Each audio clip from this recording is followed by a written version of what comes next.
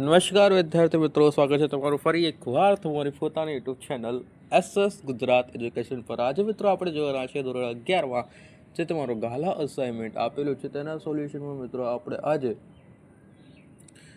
SPCC વિભાગ ડીના જે તમારા ભાગ 2ના પ્રકરણ 4 આપેલું છે તો એનું સોલ્યુશન મિત્રો આપણે આજે જોઈશું। તો વિડીયોને મિત્રો અંત સુધી જો વિડીયો ગમશે તો વિડીયોને લાઇક અને ચેનલને ભાઈ સબસ્ક્રાઈબ કરવાનું ભૂલતા નહીં, ઓકે। અને તમે જો મિત્રો આ સંપૂર્ણ ગાલા અસાઇનમેન્ટના સોલ્યુશનની પીડીએફ મેળવવા માંગતા હોય તો તમને સ્ક્રીન ઉપર મોબાઈલ નંબર આપેલો છે તેના પર કોલ કરી દેજો। સંપૂર્ણ ગાલા અસાઇનમેન્ટનું સોલ્યુશન મિત્રો તમને માત્ર 150માં મળી જવાનું છે, તો ફટાફટ ભાઈ કોલ કરીને મેળવી લેજો, ઓકે। આગળ વાત કરીએ।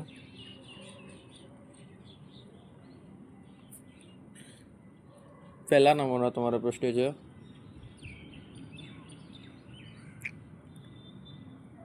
ભાઈ પીડીએફ માટે કોલ કરી દેજો, તમને સ્ક્રીન પર મોબાઈલ નંબર આપેલો જ છે। 150માં બધા વિષય આવી જશે, નો પ્રોબ્લેમ। પીડીએફ ફોર્મેટમાં પીડીએફ મળશે તમને મોબાઈલમાં, ઓકે। આખા ગુજરાતના વિદ્યાર્થીઓ મેળવે છે તો તમે પીડીએફ મેળવવાનું ભૂલતા નહીં ભાઈ, કેમ કે તૈયારી કરવામાં વાર વિડીયો જોવા, એમાં એડ્સ જોવી કે મારી બકબક સાંભળવી એના કરતાં પીડીએફ મેળવી લેવું એ સારું છે, ઓકે। પહેલા નંબરનો પ્રશ્ન છે, જવાબદારીની કલમમાં કેવી રીતે ફેરફાર થઈ શકે છે? જવાબદારીની કલમમાં કેવી રીતે ફેરફાર થઈ શકે છે? ઉત્તર, જવાબદારીની કલમમાં નીચે પ્રમાણે ફેરફાર થઈ શકે છે। જવાબદારીની કલમમાં ભાઈ નીચે પ્રમાણે ફેરફાર થઈ શકે છે। શેરની બાકી જવાબદારીમાંથી જવાબદારી ઓછી કરવામાં આવે કે બાકી રહેલ શેરની જવાબદારી નાબૂદ કરવામાં આવે। શેરની બાકી જવાબદારીમાંથી જવાબદારી ઓછી કરવામાં આવે કે બાકી રહેલ શેરની જવાબદારી નાબૂદ કરી દેવામાં આવે। શેરની જવાબદારી ઓછી કરવા કે શેર પરત કરવા, ઓકે। એમાં પહેલું છે, ભરપાઈ થયેલા શેર ખોવાઈ ગયેલ હોય તો તેને રદ કરવામાં આવે છે। ભરપાઈ થયેલ શેર અગર ખોવાઈ ગયેલ છે તો તે શેર રદ કરવામાં આવે છે, ઓકે। અને વધારાના શેર કાઢી નાખવામાં આવે, ઓકે। તો જો કંપની શેર મૂડીની મર્યાદિત કે બાહેધરી મર્યાદિત હોય ત્યારે તે ખાસ ઠરાવ પસાર દ્વારા શેર મૂડી ઘટાડી શકાય છે, ઓકે। ખાસ ઠરાવ પસાર કરીને શેર મૂડીને ઘટાડી શકાય છે। ત્યારબાદ બીજું છે, કંપનીનું નામ નરેન્દ્ર મોદી ટેક્સટાઇલ લિમિટેડ રાખી શકાય નહીં, કેમ? કઈ કલમ લાગુ પડે છે એ વિગતે સમજાવવાનો છે આપણે, ઓકે। તો સમજાવીશું, ઇટ્સ નોટ પ્રોબ્લેમ। કંપની ધારા 2013ની કલમ 4 બીજી મુજબ કંપનીનું નામ સૂચિત નામ અનિચ્છનીય અથવા વાંધાજનક ન હોવું જોઈએ। આ ઉપરાંત એમ્બ્લેન્સ એન્ડ નેમ્સ એટલે emblems and names prevention of improper use act 1950 હેઠળ અમુક નામોનો ઉપયોગ પ્રતિબંધ છે, કારણ કે રાષ્ટ્રીય નેતાનું નામ કંપની ધારા નિયમો મુજબ ભારત સરકારના વડાપ્રધાન, રાષ્ટ્રપતિ, રાજ્યપાલ કે કોઈ મહત્વના રાષ્ટ્રીય નેતાના નામોનો ઉપયોગ વ્યવસાયિક હેતુ માટે કંપનીના નામમાં કરી શકાતો નથી। સરકારી સંબંધોનો અભ્યાસ, આવું નામ રાખવાથી સામાન્ય જનતામાં એવી છાપ પડી શકે છે કે આ કંપની સરકાર સાથે જોડાયેલી છે અથવા તેને સરકારનું સમર્થન પ્રાપ્ત થાય છે, જે ગેરમાર્ગે દોરનારું ગણાય છે। અનિચ્છનીય નામ, રજિસ્ટરની દ્રષ્ટિએ આવું નામ અનિચ્છનીય ગણાય છે કારણ કે તે કોઈ વ્યક્તિની પ્રતિષ્ઠાનો વ્યાપારી લાભ લેવાનો પ્રયત્ન હોઈ શકે છે। ટૂંકમાં કોઈ પણ જીવિત અથવા પ્રખ્યાત રાષ્ટ્રીય વ્યક્તિ કે પદના નામનો ઉપયોગ કંપનીના નામ તરીકે કરવો એ કાયદાકીય રીતે પ્રતિબંધ છે, જેથી લોકો છેતરાય નહીં, ઓકે। તમે કહેશો નરેન્દ્ર મોદીની પ્રોડક્ટ છે તો ખરીદી લઈએ, તો એ ચાલે નહીં. નરેન્દ્ર મોદી કોઈ એડવર્ટાઇઝમેન્ટ કરી શકતો નથી, એ કોઈ કંપની ખોલી શકતો નથી, કેમ કે તે નરેન્દ્ર મોદી છે, વડાપ્રધાનના નામે ફેમસ છે. અને એ હવે આવો કંપની ખોલશે ને તો બધા લોકો તો એની પ્રોડક્ટ ખરીદવાના જ છે ને, એનો ધંધો તો બહુ ચાલવાનો, એટલે આવું બધું નહીં ચાલતું એમ. હવે મુજબ છે કંપની ધારા 2013 કલમ ચોથાની બીજી મુજબ કંપનીનું નામ સૂચિત અનિશ્ચિત અથવા વાંધાજનક ન હોવું જોઈએ. આ ઉપરાંત emblems and names prevention of improper use act 1950 હેઠળ અમુક નામોનો ઉપયોગ પ્રતિબંધ છે, કારણ કે રાષ્ટ્રીય નેતાનું નામ કંપની ધારાના નિયમો મુજબ ભારત સરકારના વડાપ્રધાન, રાષ્ટ્રપતિ, રાજ્યપાલ કે કોઈ મહત્વના રાષ્ટ્રીય નેતાના નામનો ઉપયોગ વ્યવસાયિક હેતુ માટે કંપનીના નામનું કરી શકતો નથી. સરકારી સંબંધો, તો કે આભાસ આવું નામ, સરકારી સંબંધોનો આભાસ આવું નામ રાખવાથી સામાન્ય જનતા પર એવી છાપ પડી શકે છે કે આ કંપની સરકાર સાથે જોડાયેલી છે ને અથવા તેને સરકારનું સમર્થન પ્રાપ્ત સમર્થન પ્રાપ્ત છે, જે ગેરમાર્ગે દોરનારું ગણાય છે. અનિશ્ચિત નામ રજિસ્ટર્ડ દ્રષ્ટિએ આવું નામ અનિશ્ચિત ઇન્ડેસલેબલ ગણાય છે, કારણ કે તે કોઈ વ્યક્તિ, પ્રતિષ્ઠાનો વ્યાપારી લાભ લેવાનો પ્રયત્ન હોઈ શકે છે.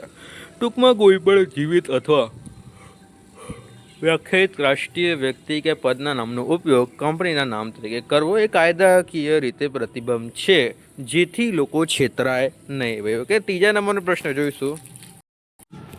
ત્રીજા નંબરનો પ્રશ્ન છે, આવેદનપત્રમાં સૌથી અગત્યની કલમ ધૈર્યની ગણાય છે, સમજાવો. ભાઈ આવેદનપત્ર છે અને એના અંદર સૌથી અગત્યની કલમ છે ધૈર્યની ગણાય છે, એ તમારે શું છે સમજાવવાનું છે.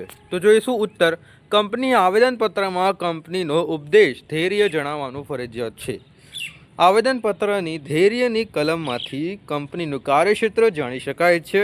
કંપનીના મુખ્ય ઉદ્દેશ, ગૌણ ઉદ્દેશ અને અન્ય કયા ઉદ્દેશ છે તે આ કલમ દ્વારા નક્કી થાય છે.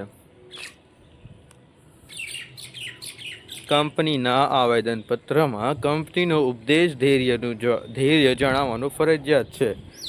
આવેદનપત્રની ધૈર્યની કલમથી કંપનીનું કાર્યક્ષેત્ર જાણી શકાય છે. કંપનીના મુખ્ય ઉદ્દેશ, ગૌણ ઉદ્દેશ અને અન્ય કયા ઉદ્દેશ છે તે આ કલમ દ્વારા જાણી શકાય, નક્કી થાય છે આ કલમ દ્વારા.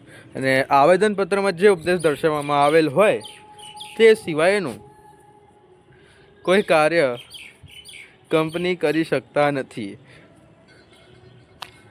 અને જો તેવા કાર્યો કરે તો તે રદબાતલ ઠરે છે. ભાઈ જો કોઈ એવા કાર્યો કરે તો રદબાતલ ઠરે છે. અને આમ સંપૂર્ણ આવેદનપત્રમાં ધૈર્યની કલમ એ સૌથી અગત્યની કલમ છે. ઓકે મિત્રો, આથી આ ત્રીજા નંબરનો પ્રશ્ન પૂરો થાય. આપણે આવીએ ચોથા નંબરના પ્રશ્ન તરફ.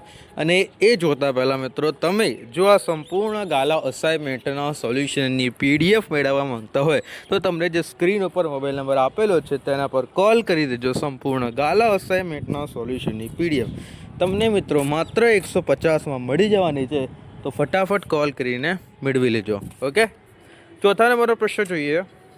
અને ચેનલને સબસ્ક્રાઈબ અને વિડીયોને લાઈક કરવાનો મિત્રો ભૂલતા નહીં. ઓકે, ચોથા નંબરનો પ્રશ્ન છે તમારો, સવિતા કંપની સાથે સંબંધ બાંધતી દરેક વ્યક્તિ માટે કંપનીનું આવેદનપત્ર એક મહત્વનો દસ્તાવેજ છે, ને આ વિધાન સમજાવવાનું છે. ઓકે, તો કંપનીની કાર્યક્ષમતા અને મર્યાદા જાણવા માટે આવેદનપત્રની ઉપદેશની કલમમાં કંપની કયા કયા કાર્યો કરી શકે છે અને કયા ન કરી શકે તેની સ્પષ્ટતા હોય છે. કંપની સાથે લેણદેણ કરનાર વ્યક્તિ જાણી શકે છે કે તે જે વ્યવહાર કરે છે તે કંપનીના અધિકાર ક્ષેત્રમાં છે કે નહીં. જો કોઈ કંપની પોતાના ઉપદેશ બહારનું કાર્ય કરે તો તે સત્તા બહારના કાર્યો એટલે કે અલ્ટ્રા વાયર્સ ગણાય છે, જેના માટે કંપની જવાબદાર રહેતી નથી. બીજું છે રોકાણકારો અને લેણદારોની સુરક્ષા. રોકાણકારો શેર હોલ્ડરોની ખબર પડે કે તેમના નાણાંનો ઉપયોગ કરતા હેતુ માટે થશે. લેણદારો કંપનીની જવાબદારી મર્યાદિત છે અમર્યાદિત છે તે જવાબદારી કલમ પરથી જાણી શકાય છે, જે ધિરાણ આપતી વખતે લેણદારો માટે સુરક્ષા કવચ બને છે. જાહેર દસ્તાવેજ પબ્લિક ડોક્યુમેન્ટ કંપની રજિસ્ટ્રાર પાસે આવેદનપત્રમાં નોંધાવેલું હોય તે એક જાહેર દસ્તાવેજ બને છે.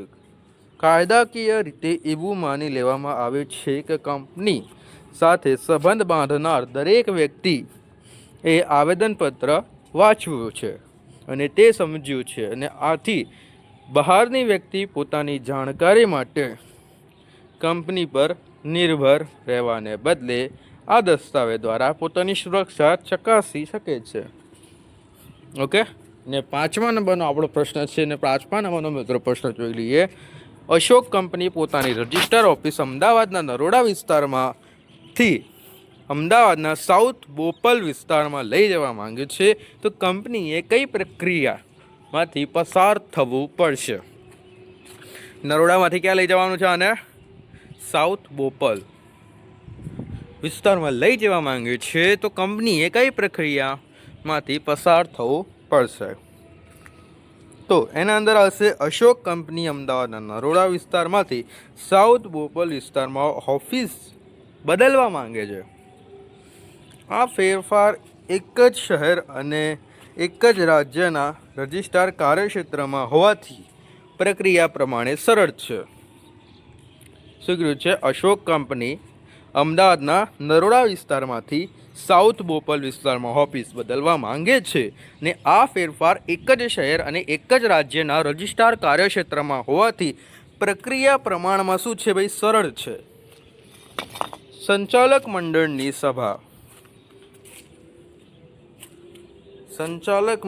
સભા સૌ પ્રથમ કંપનીએ સંચાલક મંડળની સભા બોલાવવી પડે છે, અને આ સભામાં ઓફિસે ફેરફાર અંગેનો ઠરાવ પસાર કરવામાં આવે છે. આ ઠરાવ નવી ઓફિસનું ચોક્કસ સરનામું નક્કી કરવામાં આવે છે. બીજું છે રજિસ્ટ્રારને આપણે જાણ કરો, એટલે કે નોટિસ ટુ ROC. ROCને તમે શું કરો?